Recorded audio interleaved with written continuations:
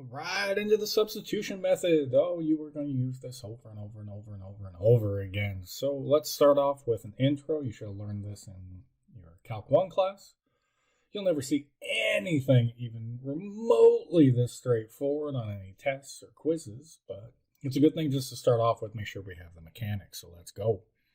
There's no definition. I think the definition actually makes it tougher than just knowing the process.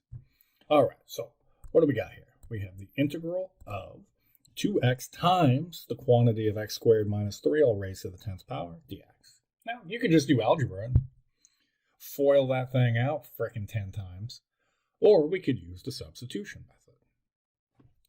So, we typically find our u. We're going to call it u. We want to find some sort of u. And it's typically found either in denominators or inside of functions. We're also looking when they're polynomials, a bunch of x's, for something that might be 1 degree higher than something else. So we look inside and we're like, well, wait a second, that's inside of a function. X squared minus 3, well, the degree is 2. And then hanging out on the outside, we got a degree of 1. I think that's a perfect place to start. So aside, this is all of our side work, we can say that u, we're going to call it u. You can call it anything you want to. You can call it theta if you feel like it. But I want to call that x squared minus 3. And now we're going to do a du. We got to take a derivative on both sides. And that becomes 2x dx. And our game is we want to replace our dx with something with du. So let's divide out our 2x. Oh, wait. No, we don't have to. Oh my goodness, it's just set it up so perfectly. Look at this, the 2x dx, we can just replace that with a du. Cool. Okay, back to the start though. Here's our u. So we're going to call this u. So we have u to the 10th.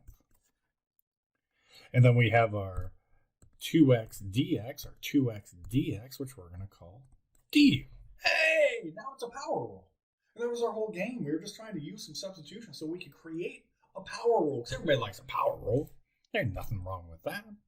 So now we can find the antiderivative. So we're going to add 1 to our exponent. And then we're going to divide by that number. And don't forget this. Plus c, because there's no bounds. Now the thing is, we started in terms of x's, so we have to end in terms of x's. So we just go back through, we're like something to the 11th, all over 11 plus c. We look back up to the top and we go, hey, it's x squared minus 3.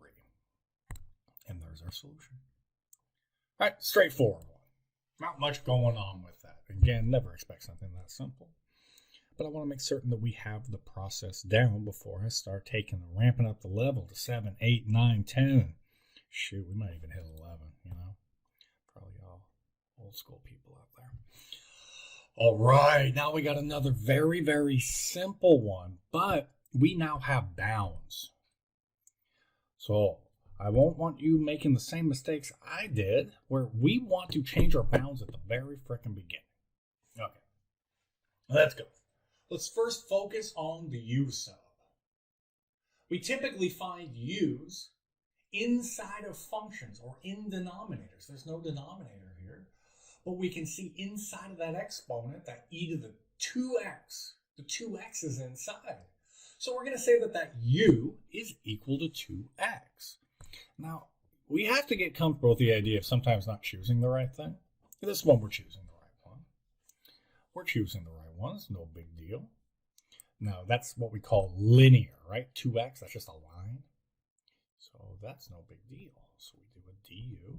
Derivative on 2x is 2, and then we write in dx. Well, once again, this one's set up beautifully. There's your u is the 2x.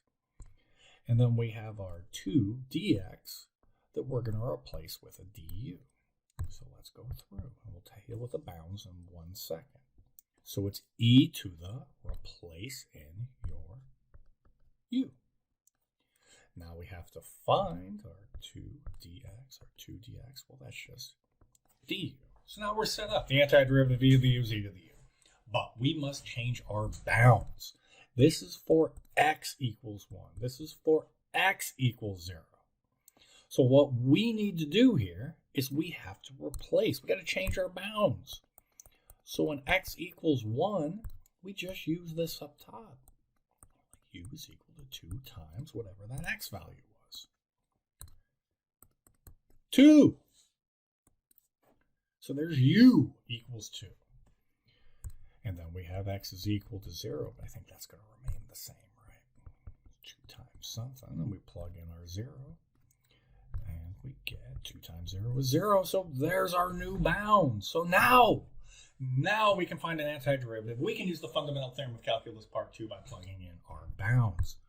So there we go. So now we have the antiderivative of e to the u is e to the u, evaluated from 0 to 2. Not 0 to 1, but 0 to 2. We have to change, because we no longer have to go back to x's. You could do more work if you feel like it, but change your bounds at the frickin' beginning and you're not going to have any issues. Well, as many. So now we have e to the second minus e to the 0th. So we got e squared minus 1, and there is our solution. So straightforward, just making certain that we can do a u sub with bounds, and we can do a u sub without bounds. Because now the game is going to get ramped up. We're going to start making it challenging. Because it's Calc 2. In my personal opinion, Calc 2 is the hardest calculus you're going to take. I think it's harder than differential equations, just for where we're at. It's a lot. So let's jump into it. I'll see you in the next.